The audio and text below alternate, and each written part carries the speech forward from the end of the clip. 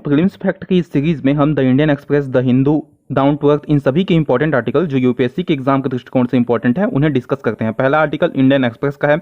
चलिए स्टार्ट करते हैं, न्यूज़ में क्यों है। पहला आर्टिकल है, यहाँ पे देखिए, सीबीआई अकादमी ने अपराध जांच और कानून प्रवर्तन प्रशिक्षण हेतु इंटरपोल ग्लोबल एकेडमी नेटवर्क के 10वें सदस्य के रूप में अभी शामिल हुई, इसलिए ये न्यूज़ में है। तो इंटरपोल को आपको पढ़ना है, यह आ जाएगा महत्वपूर्ण अंतर्राष्ट्रीय संस्थान में, और सीबीआई को तो आपको पढ़ना ही है। चलिए स्टार्ट करते हैं। इंटरपोल नोटिस, इंटरपोल नोटिस आपने सुना होगा कि इंटरपोल ने अभी रेड नोटिस जारी किया। रेड नोटिस का मतलब है कि वो अपराधी जो है वांछित है। हरा नोटिस सिर्फ चेतावनी है।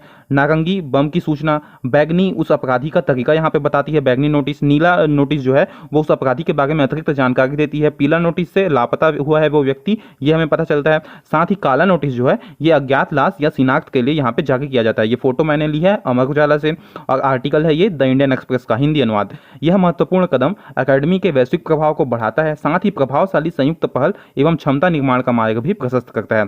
अब देखते हैं इंटरपोल ग्लोबल एकेडमी नेटवर्क के बारे में। इंटरपोल ग्लोबल एकेडमी नेटवर्क के बारे में 1923 से स्टार्ट हुआ इंटरपोल, आपको पता होगा, इसे इंटरनेशनल पुलिस के नाम से भी हम जानते हैं।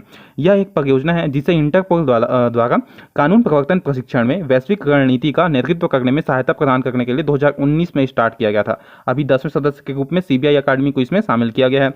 इसका काम है सहकारी प्रशिक्षण परियोजनाओं तथा अनुसंधान कार्यक्रमों के निर्माण और निष्पादन के साथ सर्वोत्तम प्रथाओं एवं संसाधनों का आदान प्रदान करना। अर्थात जो संसाधन और प्रथा एक दूसरे के यहाँ पे संस्थान के प्रतिभागियों के पास है उनका आदान प्रदान करके यहाँ पे महत्वपूर्ण जो प्रथा है उनको विकसित करना। ज्ञान एवं कौशल के आदान प्रदान के साथ नेटवर्क कानून प्रवर्तन प्रशिक्षण स्कूलों के मध्य एकेडमिक सहयोग को भी बढ़ावा देने का प्रयास करता है। वही हमने डिस्कस किया, जैसे सीबीआई अकादमी इंडिया का है, उसी तरह किसी और देश का कोई दूसरा अकादमी होगा तो इन सभी के बीच में यहाँ पे सहयोग को भी बढ़ावा देने का यहाँ पे प्रयास किया जाता है।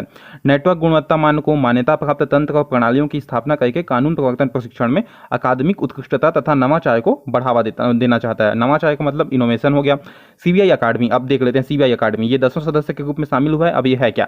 सीबीआई अकादमी जो है ये सीबीआई के लिए प्रशिक्षण संस्थान है। सीबीआई के लिए प्रशिक्षण संस्थान है जो भारत की प्रमुख जांच एजेंसी है। सीबीआई अकादमी की स्थापना 1996 में हुई और यह गाजियाबाद यूपी में स्थित है। कहाँ स्थित है? ये गाजियाबाद यूपी में, ये इंपॉर्टेंट है, गाजियाबाद यूपी में स्थित है। इसका एम जो है राष्ट्र की सेवा के लिए व्यावसायिकता, निष्पक्षता, ईमानदारी और समर्पण का उच्च स्तर प्राप्त करना है। यह साइबर अपराध, वित्तीय अपराध, आतंकवाद, ये पूछता है ना कौन कौन से अपराध इसके अंदर में आएंगे, कौन किस किस अपराध के लिए जांच करता है। तो साइबर अपराध हो गया, वित्तीय अपराध हो गया, आतंकवाद निरोध हो गया, पर्यावरणीय अपराध हो गया, ये पर्यावरणीय अपराध हो गया, ये इंपॉर्टेंट है। भ्रष्टाचार विरोधी, मानवाधिकार, ये भी इंपॉर्टेंट है। मानवाधिकार यहाँ पे कंफ्यूजिंग है ना, जैसे 4-5 पॉइंट आपको दे दे तो यहाँ पे आदमी सोचता है कि ये तो इसके अंदर आएगा, वो क्या बोलते हैं, ग्रीन ट्रिब्यूनल, एनजीटी के अंदर आ जाएगा ये पर्यावरणीय अपराध। ऐसे सोच के कई बार इस ऑप्शन को टिक करना नहीं होता है। उसी तरह मानवाधिकार वाला यहाँ पे NHRC, national human right commission के अंतर्गत आ जाएगा करके नहीं सोचते हैं, लेकिन वो सभी इसमें आता है। ओके, आदि विषयों पर विभिन्न प्रशिक्षण कार्यक्रम ये आयोजित करता है। प्रशिक्षण कार्यक्रम कौन चलाता है? सीबीआई अकादमी। कौन कौन से विषय? साइबर अपराध, वित्तीय अपराध, आतंकवाद निरोध, पर्यावरणीय अपराध, भ्रष्टाचार विरोधी, मानवाधिकार, फॉरेंसिक विज्ञान आदि विषयों पर। यह संयुक्त प्रशिक्षण कार्यक्रमों और अनुसंधान परियोजनाओं के लिए विदेशी एजेंसियों एवं US department of homeland security, US department of homeland security, फ्रांसीसी दूतावास तथा इंटरपोल जैसे अंतर्राष्ट्रीय संगठनों के साथ सहयोग करता है। इसने अपने प्रशिक्षण बुनियादी ढांचे और आउटरीच का विस्तार करने के लिए कोलकाता, चेन्नई तथा मुंबई के 3 प्रशिक्षण केंद्र भी स्थापित किए हैं। कहाँ कहाँ है 3 प्रशिक्षण केंद्र? जैसे कथन के तौर पर ये दे सकता है। ओके, बहुत इंपॉर्टेंट है। कहाँ कहाँ है इसके प्रशिक्षण केंद्र? कोलकाता में, चेन्नई में तथा मुंबई में। यहाँ इसको अंडरलाइन कर लीजिए, कोलकाता में, चेन्नई में तथा मुंबई में 3 प्रशिक्षण केंद्र भी स्थापित किए हैं। कोलकाता, मुंबई, चेन्नई। अब देखते हैं सीबीआई। सीबीआई की स्थापना वर्ष 1963, ये देखिए, वर्ष 1963 में गृह मंत्रालय के एक प्रस्ताव के द्वारा की गई थी तथा बाद में इसे कार्मिक लोक शिकायत और पेंशन मंत्रालय में स्थानांतरित कर दिया, जो वर्तमान में एक संलग्न कार्यालय के रूप में काम करता है। इसकी स्थापना की सिफारिश भ्रष्टाचार निवारण पर संथानम समिति ने किसकी सिफारिश की थी? सीवीसी, केंद्रीय सतर्कता आयुक्त। ओके, केंद्रीय सतर्कता आयुक्त आपसे पूछे, सीबीआई पूछे, तो इन सभी की जो स्थापना है ये किस समिति की सिफारिश से हुई है? ये संथानम समिति की सिफारिश से यहाँ पे इसकी स्थापना हुई है। अगला, सीबीआई जो है दिल्ली विशेष पुलिस स्थापना, ये तो पता ही होगा, कई बार पूछा है ये, स्टेट में भी, यूपीएससी में भी। सीबीआई दिल्ली विशेष पुलिस स्थापना, यहाँ पे Delhi special police establishment act 1946 के तहत काम करता है। ठीक है, यह न तो एक संवैधानिक और न ही वैधानिक निकाय है। काफ़ी इंपॉर्टेंट, बहुत इंपॉर्टेंट ये लाइन। ओके, न तो एक संवैधानिक है न ही ये वैधानिक निकाय है। यह रिश्वतखोरी, सरकारी भ्रष्टाचार, केंद्रीय कानूनों के उल्लंघन, बहुराज्य संगठित अपराध और मल्टी एजेंसी तथा अंतर्राष्ट्रीय मामलों में संबंधित मामलों की जांच करता है। ये उतना नहीं, ये तो पता ही होगा, ये वाला इंपॉर्टेंट है। ओके, संवैधानिक नहीं है न ही वैधानिक है। अगला, अंतरिक्ष यात्रा के लिए परमाणु रॉकेट, ये न्यूज़ में है, अभी चर्चा में क्यों है? संयुक्त राज्य अमेरिका रक्षा उन्नत अनुसंधान परियोजना एजेंसी DARPA के सहयोग से नासा एक परमाणु प्रणोदन प्रणाली की खोज कर रहा है जो संभावित रूप से मंगल ग्रह की यात्रा के समय को आधा कर सकती है। अभी जितना टाइम लग रहा है उससे आधा लगेगा मंगल ग्रह की यात्रा करने में। इस महत्वाकांक्षी पहल को demonstration rocket for agile cislunar operations DRACO के रूप में जाना जाता है। DRACO अभी हाल ही में न्यूज़ में था। ये क्या है? ये एक महत्वाकांक्षी पहल है मंगल ग्रह पर ले जाने के लिए, जो समय है उसको आधा करने के लिए। इसको वर्ष 2025 के अंत तक या 2026 की शुरुआत में लॉन्च करना निर्धारित है। अब देख लेते हैं demonstration rocket for agile cislunar operations DRACO। DRACO क्या है? DRACO परियोजना खगोलीय पिंडों के बीच कम यात्रा समय और बेहतर परमाणु ईंधन दक्षता की संभावना प्रदान करती है। इंपॉर्टेंट है, यहाँ पे देखते हैं, ये देखिए, DRACO परियोजना खगोलीय पिंडों के बीच कम यात्रा और बेहतर ईंधन दक्षता की संभावना प्रदान करती है। इसकी दृष्टि का केंद्र एक परमाणु रिएक्टर है जो यूरेनियम परमाणुओं के विखंडन से प्राप्त ऊर्जा का उपयोग करता है। यूरेनियम परमाणुओं के विखंडन, ठीक है, नाभिकीय विखंडन से प्राप्त ऊर्जा का ये उपयोग करता है। इंपॉर्टेंट है, आपसे बोल देगा DRACO ये खगोलीय पिंडों के बीच यात्रा कम समय में यात्रा प्रदान करता है, बेहतर ईंधन की दक्षता देता है। ये हो गया पहला कथन। दूसरा कथन आपसे बोलेगा कि ये ईंधन के रूप में यहाँ पे परमाणु संलयन के नाभिकीय संलयन से प्राप्त जो ऊर्जा है उसका प्रयोग करता है। नहीं, परमाणु रिएक्टर है जो यूरेनियम परमाणुओं के विखंडन हो गया, नाभिकीय विखंडन से प्राप्त ऊर्जा का उपयोग करता है। महत्व क्या है? DRACO कई तरीकों से अंतरिक्ष यात्रा में क्रांति लाने की क्षमता रखता है। पहला यहाँ पे त्वरण तथा गति। पारंपरिक रॉकेट इंजनों के विपरीत जो रासायनिक प्रतिक्रियाओं ऑक्सीजन के साथ हाइड्रोजन अथवा मीथेन जैसे ईंधन पर निर्भर होते थे। पारंपरिक रॉकेट के जो ईंधन होते हैं वे ऑक्सीजन के साथ हाइड्रोजन या मीथेन जैसे ईंधन पर निर्भर होते हैं, लेकिन ये वाला नाभिकीय यहाँ पे परमाणु ऊर्जा से काम करता है। परमाणु प्रतिक्रियाएं कहीं अधिक ऊर्जा उत्पन्न करती हैं जिससे अंतरिक्ष यान अपनी पूरी यात्रा में लगातार तेजी लाने में सक्षम होता है, क्योंकि हम यहाँ पे परमाणु ऊर्जा का प्रयोग कर रहे हैं। यह त्वरण मंगल जैसे दूर के गंतव्यों तक यात्रा के समय को काफी कम कर सकता है। बढ़ी हुई ईंधन दक्षता।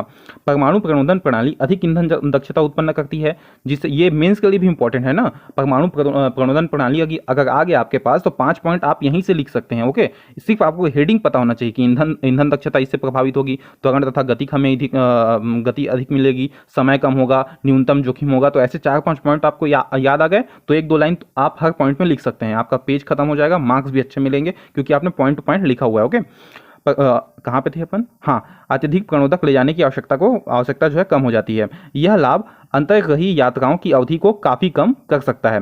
न्यूनतम जोखिम।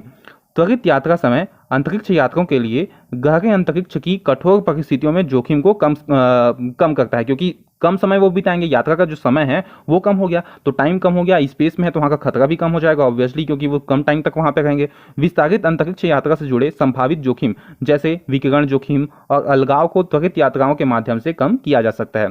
सैन्य अनुप्रयोग भी इसके हैं। सैन्य अनुप्रयोग कैसे? अंतरिक्ष अन्वेषण में इसके अनुप्रयोग से DARPA की भागीदारी पृथ्वी की कक्षा में सैन्य उपग्रहों की तेजी से संचालन की सुविधा के लिए परमाणु प्रणोदन की क्षमता का संकेत देती है। अब चिंता की बात क्या है? इससे चिंता की बात ये भी इंपॉर्टेंट है। ओके, एक एक हेडिंग आपको पता होना चाहिए। सुरक्षा संबंधी चिंताएं। कैसे सिक्योरिटी संबंधी चिंताएं हैं? अंतरिक्ष में परमाणु ईंधन के उपयोग के साथ प्राथमिक चिंताओं में से एक दुर्घटनाओं या खराबी की संभावना है जो रेडियोधर्मी सामग्री को अंतरिक्ष में या पृथ्वी पर वापस छोड़ सकती है। काफी इंपॉर्टेंट और बहुत बड़ी चिंता की बात है। रेडियोधर्मी सामग्री का हम उपयोग भी कर रहे हैं तो इस सामग्री को ये अंतरिक्ष में या पृथ्वी पर वापस छोड़ सकती है। ऐसी घटनाओं के गंभीर पर्यावरणीय और स्वास्थ्य परिणाम हो सकते हैं। लॉन्च करने में भी जोखिम है। परमाणु ईंधन के साथ अंतरिक्ष यान लॉन्च करना जोखिम पैदा करता है, क्योंकि लॉन्च विफलता या विस्फोट की संभावना हमेशा बनी रहती है, जिससे रेडियोधर्मी सामग्री एक विस्तृत क्षेत्र में फैल जाती है। इसमें समझाने की आवश्यकता नहीं है, ये पॉइंट ऐसे ही समझ में आ गया होगा आपको, और काफी इंपॉर्टेंट भी है। लॉन्च करने में भी जोखिम है, सुरक्षा संबंधी चिंताएं भी हैं और बहुत बड़ी चिंताएं हैं। परमाणु प्रणोदन का ऐतिहासिक संदर्भ और DARCO की इसकी भिन्नता देखते हैं आगे। ओरियन रोवर और नरवा जैसी परियोजनाओं ने परमाणु संचालित प्रणोदन प्रणालियों की खोज की। हालांकि इन पहलों को पूरी तरह से साकार नहीं किया जा सका। यह ध्यान देने योग्य है कि प्रोजेक्ट ओरियन ने त्वरण के लिए परमाणु बम विस्फोटों के उपयोग पर विचार किया था, जबकि प्रोजेक्ट नरवा का लक्ष्य DRCO इंजन जैसा परमाणु थर्मल इंजन विकसित करना था। DRCO कई प्रमुख भिन्नताओं के कारण अपने पूर्ववर्तियों से अधिक विकसित है। जैसे इसके पहले जो प्रोजेक्ट हुए थे उनमें भी ऐसा सोचा गया था, लेकिन वो किसी कारणवश यहाँ पे सक्सेसफुल नहीं हो पाए थे। तो उनसे कैसे भिन्न है इसके बारे में बताया गया है। कैसे भिन्न है? ईंधन संवर्धन। प्रोजेक्ट नरवा के विपरीत, जिसमें वेपन ग्रेड के यूरेनियम का उपयोग किया जाता है, DRACO यूरेनियम के कम संवर्धित रूप का उपयोग करता है। ओके, यूरेनियम के ये कम संवर्धित रूप का उपयोग करता है कौन? DRACO। यह बदलाव रेडियोधर्मी सामग्रियों के उपयोग से जुड़े जोखिमों को कम करता है। इसमें रेडियोधर्मी सामग्रियों का जो हम उपयोग कर रहे हैं उससे भी कम खतरा है। आप यहाँ पे इसके मतलब फायदों में भी इसको लिख सकते हैं। फायदों में भी जैसे ऊपर के 4 पॉइंट थे उसमें इसको ऐड कर सकते हैं कि रेडियोधर्मी सामग्रियों के उपयोग से जुड़े जोखिमों को ये कम करता है। अंतरिक्ष में सक्रियण। अंतरिक्ष में पहुंचने तक DRACO इंजन के भीतर का परमाणु रिएक्टर निष्क्रिय रहता है। यह सुरक्षात्मक उपाय प्रक्षेपण के दौरान पृथ्वी पर रेडियोधर्मी दुर्घटनाओं की संभावना को कम करने में भी मदद करता है। आगे, परमाणु बम विस्फोट। यह परमाणु विखंडन की श्रृंखलाबद्ध अभिक्रियाओं के माध्यम से परमाणु ऊर्जा का, ये तो पता ही होगा आपको, साइंस एंड टेक में आपने पढ़ा होगा कि परमाणु ऊर्जा का यहाँ पे तीव्र और अनियंत्रित उत्सर्जन होता है परमाणु बम विस्फोट में। परमाणु बम के केंद्र में यूरेनियम 235 अथवा प्लूटोनियम 239 जैसे विखंडनीय पदार्थ होते हैं। परमाणु थर्मल इंजन, ये किसे कहते हैं? परमाणु थर्मल इंजन एक प्रणोदन प्रणाली है जो एक प्रणोदक आमतौर पर हाइड्रोजन को उच्च तापमान तक गर्म करने के लिए परमाणु रिएक्टर का उपयोग करता है। गर्म प्रणोदक को फिर उच्च वेग पर एक नोजल छिद्र के माध्यम से निष्कासित किया जाता है, जिससे न्यूटन द्वारा प्रतिपादित गति के तीसरे नियम के अनुसार प्रणोद उत्पन्न होता है। गति का तीसरा नियम क्या है? हर क्रिया के विपरीत और अपोजिट यहाँ पे प्रतिक्रिया होती है। मंगल ग्रह। मंगल हमारे सौरमंडल में सूर्य की ओर से चौथा ग्रह है। सन के बाद तीसरे नंबर पे पृथ्वी है, चौथे नंबर पे हमारा मंगल है। इसकी सतह पर आयरन ऑक्साइड के कारण ये बहुत पूछा है। ओके, ये भी मतलब इसमें SSC हो गया और व्यापम जैसे एग्जाम हो गए, इनमें यहाँ पे अधिकतर पूछा जाता है कि मंगल का जो लाल रंग है वो किस वजह से है। रेड प्लैनेट ये किसे कहते हैं? ये पहला हो गया, ये मंगल को कहते हैं। ओके, और क्यों कहते हैं? क्योंकि इसकी सतह पर आयरन ऑक्साइड, इसके कारण लाल रंग दिखाई देता है, इसी वजह से इसे रेड प्लैनेट कहा जाता है। आगे, वायुमंडल। मंगल ग्रह का वायुमंडल मुख्य रूप से, यहाँ पे देखिए इंपॉर्टेंट है, मंगल ग्रह का वातावरण जो है मुख्य रूप से CO2 95.3% से बना है, जिसमें नाइट्रोजन और आर्गन के भी अंश हैं। सतह की प्रमुख विशेषताएं क्या क्या हैं? देखिए, ओलंपस मॉन्स सौरमंडल का सबसे बड़ा ज्ञात ज्वालामुखी। ओलंपस मॉन्स इंपॉर्टेंट है। ओलंपस मॉन्स सौरमंडल का सबसे बड़ा ज्ञात ज्वालामुखी, ये कहाँ पे है? ये मंगल में ही है। वैलेस मैग्नेरिस एक विशाल घाटी प्रणाली। ओलंपस मॉन्स हो गया, वैलिस मैग्नेरिस हो गया। ध्रुवीय बर्फ आवरण, ध्रुवों पर पानी और जमी हुई कार्बन डाइऑक्साइड, सूखी बर्फ से बना बर्फ का आवरण। देखिए, ये जो शुष्क बर्फ है इसके बारे में हमने कल के लेक्चर में डिस्कस किया हुआ है अच्छे से। धूल भरी सतह महीन धूल और चट्टानों से ढकी हुई है। तरल जल जो है दुर्लभ है, लेकिन साक्ष्य जो है पिछले तरल प्रवाह का सुझाव देते हैं। प्रमुख मंगल मिशन कौन कौन से हुए हैं इसको देख लेते हैं। परसिवरेंस रोवर, ये किसका था? इंपॉर्टेंट है ना, सही जोड़ी में आ सकता है। सही जोड़ी मतलब कि कथन के तौर पे भी आ सकता है यहाँ पे। परसिवरेंस रोवर ये नासा का था। भारत का मंगल ऑर्बिटर मिशन मॉम या मंगलयान 2013 में लॉन्च किया था हमने। 100 मार्स रोवर 2021, ये यूरोपियन एजेंसी का है, यहाँ पे अंतरिक्ष यूरोपियन स्पेस एजेंसी का। तियानवेन-1 चीन का मंगल मिशन है। ओके, तियानवेन-1 किसका है? चीन का मंगल मिशन है। संयुक्त अरब अमीरात का होप मार्स मिशन काफी न्यूज में था। ये UAE का अब तक का पहला अंतर्ग्रही मिशन भी है। ये होप मार्स मिशन 2021 का। मंगल 2 और मंगल 3 1971 में सोवियत संघ ने चलाया था। अब UPSC ऐसे क्वेश्चन भी यहाँ पे पिछले वर्षों में पूछा हुआ है, इसको देख लेते हैं। इसको द्वारा प्रमोचित मंगलयान, अब इसके बारे में आपको कथनों को ध्यान देना है। ओके, इसको द्वारा प्रमोचित मंगलयान, यहाँ पे सन कौन सा है? ये इसमें लिखा नहीं है कौन से सन का पेपर है। देखिए, ये UPSC में पूछा गया है लेकिन यहाँ पे सन नहीं लिखा है। देखिए, पढ़ते हैं। इसको द्वारा प्रमोचित मंगलयान, पहला मंगलयान को मार्स ऑर्बिटर मिशन भी यहाँ पे कहा जाता है, इसको कहा है ना। दूसरा, मंगलयान ने, यहाँ पे मंगलयान है, उसके बाद उसके आगे जोड़ना है। मंगलयान ने भारत को USA के बाद मंगल के चारों ओर अंतरिक्ष यान को चक्रमण कराने वाला दूसरा देश बना दिया है। तीसरा, मंगलयान ने भारत को एकमात्र ऐसा देश बना दिया है जिसने अपने अंतरिक्ष यान को मंगल के चारों ओर चक्रमण कराने में पहली बार में ही सफलता प्राप्त की है। तीनों कथन ध्यान से पढ़िए। अब आपको बताना है कि कौन सा या से सही है। ऑप्शन ए बोल रहा है केवल एक सही है, ऑप्शन बी बोल रहा है केवल दो, यहाँ पे तो आंसर भी लिखा है 1 और 3, केवल 1 और 3 यहाँ पे सही है। 1 और 3 कौन कौन से हैं? पहला, मंगलयान को यहाँ पे मार्स ऑर्बिटर मिशन कहा जाता है। दूसरा, मंगलयान ने भारत को एकमात्र ऐसा देश बना दिया जिसने अपने अंतरिक्ष यान को मंगल के चारों ओर चक्रमण कराने में पहली बार में ही सफलता हासिल की। आपने वो मूवी देखी होगी तो यहाँ पे आपको पता चल गया होगा कि दोनों कथन यहाँ पे सही है, पहला और तीसरा। इंडियन एक्सप्रेस का ये आर्टिकल था। अब देखते हैं पहला टॉपिक है विश्व शेर दिवस के बारे में। शेरों और उनके आवासों के संरक्षण के बारे में जागरूकता बढ़ाने के लिए प्रत्येक वर्ष 10 अगस्त को विश्व शेर दिवस मनाया जाता है। इसे पहली बार 2013 में बिग कैट्स रेस्क्यू द्वारा आयोजित किया गया था। उल्लेखनीय है कि बिग कैट रेस्क्यू शेरों को समर्पित विश्व की सबसे बड़ी मान्यता प्राप्त सेंचुरी है।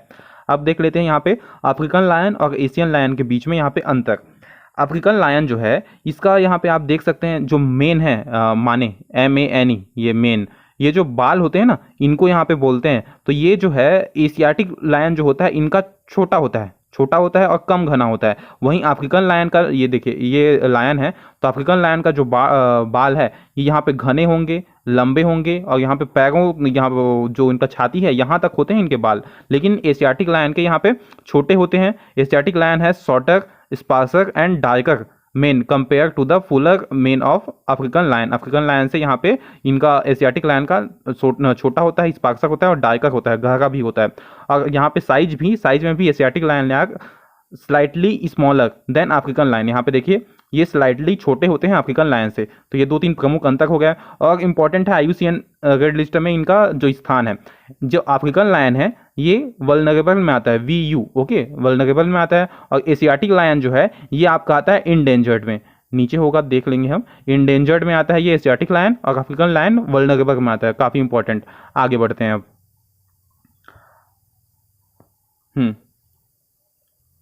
हाल के अध्ययनों से पता चला है कि शेर कभी अरब प्रायद्वीप में मौजूद थे तथा अरब संस्कृति को व्यापक रूप से प्रभावित करते थे। अरब पेनिनसुला से अब गायब हो चुका है, आपको पता होगा। शेर कभी अरब प्रायद्वीप में मौजूद थे तथा अरब संस्कृति को व्यापक रूप से प्रभावित करते थे। ध्यातव्य है कि अरबी कहावतों और साहित्य में शेर का संदर्भ प्रदान करने वाले लगभग 700 विशिष्ट नामों या अभिव्यक्तियों की एक विस्तृत श्रृंखला शामिल है। हालिया शोध के क्या निष्कर्ष निकले हैं इसको देखते हैं। शेर प्रायः पूर्वी और दक्षिणी अफ्रीका के विशाल सवाना और भारत के काठियावाड़ में गिर वन से संबद्ध रहे हैं, लेकिन एक समय ऐसा भी था जब वे अरब प्रायद्वीप के रेगिस्तानों का अभिन्न अंग थे। यद्यपि इन स्थानों पर अब शेर विलुप्त हो चुके हैं, फिर इनकी उपस्थिति के प्रमाण ऐतिहासिक वृत्तांतों, पुरातात्विक खोजों और भाषाई अध्ययनों में पाए जाते हैं। ऐसा ही होता है जब कोई प्रजाति विलुप्त होती है तो उसका जो किस्सा है हमें केवल कहानियों में ही देखने को मिलता है। अनुसंधान से पता चलता है कि अरब प्रायद्वीप, उत्तरी अफ्रीका, यूरेशिया और भारत के कुछ हिस्सों में फैले एक विशाल और विविध क्षेत्रों पर शेरों की उपस्थिति थी। यहाँ पे इसका पर्टिकुलर डायमेंशन दिया हुआ है कि किस एंगल से, मतलब किस अक्षांश से किस अक्षांश तक यहाँ पे इनका निवास स्थान था। उल्लेखनीय है कि शेर विभिन्न वातावरणों में विकसित होते हैं जिनमें रेगिस्तान, मैदानी इलाके और समुद्र तट शामिल है। समुद्र तट में भी विकसित हो सकते हैं, रेगिस्तान में भी, मैदानी इलाके भी। सिनाई, सहारा और यमन सहित अरब प्रायद्वीप के शुष्क रेगिस्तानों में रहते हुए शेरों ने उल्लेखनीय अनुकूलन क्षमता का प्रदर्शन किया। यह उपस्थिति सऊदी अरब और ओमान में पाए गए नवपाषाणकालीन शैल उत्कीर्णन द्वारा समर्थित है। आगे देखते हैं। 20वीं सदी की शुरुआत तक शेरों के अस्तित्व को लेकर संशय होने लगे थे। वर्ष 1920 में किए गए अवलोकनों से अफगानिस्तान, बलूचिस्तान अथवा दक्षिणी अरब में शेरों के विषय में कोई रिकॉर्ड नहीं पाया गया। शेरों से संबंधित और इंपॉर्टेंट फैक्ट को देख लेते हैं। वैज्ञानिक नाम इसका क्या है? Panthera leo. शेर को 2 उप प्रजातियों में विभाजित किया गया है, अफ्रीकी शेर और एशियाई शेर। दोनों का नाम यहाँ पे दिया गया है। साइंटिफिक नेम वैसे पूछता नहीं है यूपीएससी, इसलिए हम डिस्कस नहीं कर रहे हैं। विशेषताएं क्या क्या है? शेर अपने विशेष रूप रंग के लिए जाने जाते हैं, जिसमें गहरे पीले रंग का आवरण, गुच्छेदार पूंछ और विशेष रूप से नर शेरों में पाया जाने वाला मेन आयाल हमने डिस्कस किया था, गर्दन पर पाए जाने वाले बाल शामिल हैं। ये एशियाई शेर के छोटे होते हैं। वे सामाजिक प्राणी हैं और समूहों में रहते हैं, जिन्हें प्राइड्स कहा जाता है। इन्हें समूहों में रहते हैं। एक प्राइड्स में आमतौर पर कई मादाएं, उनकी संतानें तथा कुछ वयस्क नर शामिल होते हैं। आवास का वितरण। शेर जो है उप सहारा अफ्रीका में पाए जाते हैं और भारतीय राज्य गुजरात के गिर वन उद्यान में भी एक छोटी आबादी इनकी मौजूद है। IUCN रेड लिस्ट में इनका स्थान देख लेते हैं। देखिए हमने डिस्कस किया था, अफ्रीकी शेर जो है ये वल्नरेबल सुभेद्य श्रेणी में आते हैं। एशियाई शेर जो है संकटग्रस्त इंडेंजर्ड में आते हैं। साइट्स के भारत में पाए जाने वाले अपेंडिक्स 1 में एवं अन्य अन्य सभी आबादी परिशिष्ट 2 में पाई जाती है। वन्य जीव संरक्षण अधिनियम 1972 की अनुसूची 1 में है ये। भारत में संरक्षण हेतु प्रोजेक्ट लायन, एशियाई शेर संरक्षण परियोजना, ये दोनों चलाए जा रहे हैं। अब यूपीएससी ने उसका प्रीवियस क्वेश्चन देख लेते हैं। 2019 में ये क्वेश्चन पूछा था। पहला कथन है एशियाई शेर प्राकृतिक रूप से सिर्फ भारत में पाया जाता है। ध्यान से पढ़िए, पहला कथन एशियाई शेर प्राकृतिक रूप से सिर्फ भारत में पाया जाता है। दूसरा, 2 कुबड़ वाला ऊंट प्राकृतिक रूप से सिर्फ भारत में पाया जाता है। तीसरा, 1 सींग वाला गेंडा प्राकृतिक रूप से सिर्फ भारत में पाया जाता है। अब आपको बताना है कि इनमें से कितने कथन जो है सही हैं। तो केवल एक वाला कथन सही है यहाँ पे। बाकी ये जो है कुबड़ वाला ऊंट ये ऊपर में भी पाया जाता है, 1 सींग वाला गेंडा भी। डाउन टू अर्थ का ये आर्टिकल था। अमेजन सहयोग संधि द्वारा अमेजन शिखर सम्मेलन का आयोजन। यहाँ पे देखिए अमेजन बायोम का लोकेशन दिया हुआ है। अमेजन बायोम, अमेजन बेसिन कहाँ पे स्थित है आप यहाँ पे देख सकते हैं। ये साउथ अमेरिका का मैप है, दक्षिण अमेरिका का। ये वेनेजुएला, कोलंबिया, इक्वाडोर, इन सभी में ये अमेजन बायोम का हिस्सा पाया जाता है। न्यूज़ में क्यों है अमेजन सहयोग, न्यूज़ में क्यों है इसको देख लेते हैं। अमेजन सहयोग संधि द्वारा अमेजन शिखर सम्मेलन का आयोजन किया गया। अमेजन सहयोग संधि संगठन एक अंतर्राष्ट्रीय संगठन है जिसका उद्देश्य अमेजन बेसिन के धारणीय विकास को बढ़ावा देना है। अमेजन शिखर सम्मेलन में कोलंबिया ने प्रस्ताव पेश किया कि 2025 तक अमेजन के 80% जो हिस्से हैं उनको वनों की कटाई और क्षरण से बचाए जाने की आवश्यकता है, लेकिन उसे सभी सदस्यों का समर्थन नहीं मिला। वैज्ञानिक काफ़ी समय से चेतावनी देते आए हैं कि यदि वनों की संयुक्त कटाई और अमेजन का निम्नीकरण 20 से 25% की सीमा को पार कर जाता है तो यह इसे एक अपरिवर्तनीय बिंदु तक पहुंचा सकता है, जिसका पूरे पारिस्थितिक तंत्र पर काफ़ी प्रतिकूल प्रभाव पड़ सकता है। अमेजन शिखर सम्मेलन के दौरान जारी किया गया बेलेम घोषणा पत्र। बेलेम घोषणा पत्र किस दौरान जारी किया? अमेजन शिखर सम्मेलन के दौरान। जैव विविधता संरक्षण, और ये है क्या? जैव विविधता संरक्षण के लिए स्थानीय क्षेत्र के ज्ञान होने के महत्व को मान्यता देता है। साथ ही यह निर्णय लेने और सार्वजनिक नीति निर्माण प्रक्रियाओं में स्वदेशी लोगों की पूर्ण और प्रभावी भागीदारी सुनिश्चित करने का आह्वान भी करता है। जीवन प्रमाण ये क्या है अब देखते हैं। पेंशन और पेंशनभोगी कल्याण विभाग DOPPW ने डिजिटल जीवन प्रमाण पत्र, जिसे जीवन प्रमाण के नाम से भी जाना जाता है, के व्यापक प्रचार के माध्यम से केंद्र सरकार के पेंशन भोगियों के लिए जीवन यापन को आसान बनाने हेतु सक्रिय कदम उठाए हैं। निरंतर पेंशन वितरण सुनिश्चित करने के लिए पेंशन भोगियों को हर नवंबर अक्टूबर में 80 वर्ष और उससे अधिक आयु के लिए प्रावधान के साथ, अक्टूबर में अभी क्या हुआ 80 वर्ष और उससे अधिक आयु के का भी यहाँ पे प्रावधान किया गया है और इनके लिए DLC जमा कराना होगा। प्रारंभ में DLC जमा कराने में बायोमेट्रिक तरीके शामिल थे। इसे बाद में मिट्टी के सहयोग से विभाग ने आधार डेटाबेस से जुड़ी एक अग्रणी फेस ऑथेंटिकेशन प्रौद्योगिकी प्रणाली यहाँ पे स्टार्ट कर दी है। यह नवाचार पेंशन भोगियों को किसी भी एंड्रॉयड आधारित स्मार्टफोन के माध्यम से अपना जीवन प्रमाण पत्र बनाने में सक्षम बनाता है। काफ़ी इंपॉर्टेंट है। अब क्या, पहले क्या होता था, बायोमेट्रिक वहाँ पे देना पड़ता था, लेकिन अब एंड्रॉयड आधारित स्मार्टफोन के माध्यम से भी ये अपना जीवन प्रमाण पत्र बनाने में सक्षम है। जिन्हें पेंशन मिलता है कि हाँ मैं जिंदा हूँ करके, वो अपने एंड्रॉयड फ़ोन के माध्यम से भी बता सकते हैं। इससे बाहरी बायोमेट्रिक उपकरणों पर निर्भरता कम होगी, जिससे प्रक्रिया विशेष रूप से व्यापक आबादी के लिए अधिक सुलभ और किफायती होगी। अभियान की सफलता सुनिश्चित करने के लिए विस्तृत दिशा निर्देश जारी किए गए हैं। इन दिशा निर्देशों में शामिल हैं अभियान हेतु नामित किए गए नोडल अधिकारी, बैनर, पोस्टर और ATM के माध्यम से जागरूकता, डोर स्टेप बैंकिंग की शाखा के दौरे के दौरान प्रौद्योगिकी का उपयोग, आसानी से जमा करने के लिए शिविर और शैय्याग्रस्त वृद्ध या बीमार व्यक्ति हेतु घर पर ही सुविधा। GEM क्या है? Government e market place. अब न्यूज़ में है, लास्ट आर्टिकल है हम जो डिस्कस कर रहे हैं। यहाँ तक आप देख लिए हैं तो प्लीज़ सब्सक्राइब कर दीजिए। Thank you. भारत के सार्वजनिक खरीद परिदृश्य को बदलना। गवर्नमेंट ई मार्केट प्लेस अभी न्यूज़ में है, ने अपने 7वें स्थापना दिवस को भारत के खरीद परिदृश्य में एक ऐतिहासिक उपलब्धि के रूप में मनाया। गवर्नमेंट ई मार्केट प्लेस जो है विभिन्न सरकारी विभागों और संगठनों द्वारा वस्तुओं एवं सेवाओं की खरीद की सुविधा के लिए वर्ष 2016 में भारत सरकार के वाणिज्य तथा उद्योग मंत्रालय द्वारा प्रारंभ किया गया था। कौन से मंत्रालय द्वारा स्टार्ट किया गया था? इंपॉर्टेंट है ये, 2016 में स्टार्ट होता, काफ़ी इंपॉर्टेंट। ओके, 2016 में स्टार्ट किया गया था ये क्या आपका गवर्नमेंट ई मार्केट प्लेस। और कौन से मंत्रालय के तहत आता है? वाणिज्य तथा उद्योग मंत्रालय द्वारा। ये एक ऑनलाइन मंच है। गवर्नमेंट ई मार्केट प्लेस ने 2016 से 45,000 करोड़ से अधिक की बचत की है। यह सभी सरकारी विभागों, सार्वजनिक क्षेत्र के उपक्रमों, स्वायत्त निकायों और अन्य संगठनों के लिए भी खुला हुआ है। गवर्नमेंट ई मार्केट प्लेस ने दक्षिण कोरिया के KONEPS और सिंगापुर के GEBIZ जैसे प्रसिद्ध सार्वजनिक खरीद प्लेटफॉर्मों की उपलब्धियों को पीछे छोड़ दिया है। अब काफ़ी इंपॉर्टेंट, अभी इसमें मानसून के सीजन के दौरान ये हर गांवों, हर शहरों में ये अधिकतर अभी देखने को मिल रहा है इंडिया में। कंजक्टिवाइटिस ये है क्या? ये आई विथ कंजक्टिवाइटिस, इसके सिम्टम क्या क्या है ये हम इमेज में देख लेते हैं। इसको फिर आगे इसका डिस्कस करेंगे क्यों न्यूज़ में है। देखिए पफी आइस हो जाता है, आई आँख जो है यहाँ पे पफी हो जाते हैं। अब पिंक और red colour in the white of the eye, आंखों का जो सफ़ेद हिस्सा है वो यहाँ पे पिंक हो जाएगा, यहाँ पे आप देख सकते हैं पिंक हो जाएगा या लाल हो जाएगा। पेनफुल आइस, आंखों में यहाँ पे दर्द देता है सॉरी। डिस्चार्ज फ्रॉम आइस, आंखों से जो कीचड़ निकलता है वो यहाँ पे उसकी मात्रा जो है बढ़ जाती है। कभी कभी आंख खुलता भी नहीं है, बहुत देर तक उसे गर्म पानी में सेकना पड़ता है तब जाके आंख खुलता है, बड़ा सा हो जाता है आंखों के। ब्लरी और हेजी विजन, ब्लरी विजन हो जाएगा आपका। Increased sensitivity to light, light देखने में भी आपको यहाँ पे दिक्कत हो सकता है, जैसे शाम हो गया सुबह हो गया इस टाइम भी आपको देखने में दिक्कत हो सकता है।